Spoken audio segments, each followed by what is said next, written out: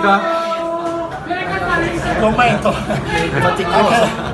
È stata una partita molto faticosa. Diamo merito all'avversario che ha fatto una grande partita. Non nego che sicuramente il pareggio fosse il risultato giusto, però nel calcio ci sta. Ora noi speriamo che con questa vittoria continuiamo il nostro cammino verso la salvezza. Soprattutto dobbiamo continuare sui risultati, perché non dimentichiamo che il girone di andata abbiamo vinto solo una partita che era col Baiano e l'ultimo. Speriamo questo qui che non succeda nel nostro proseguo. Una domanda a mister Azzara. Com'è andata la partita di oggi?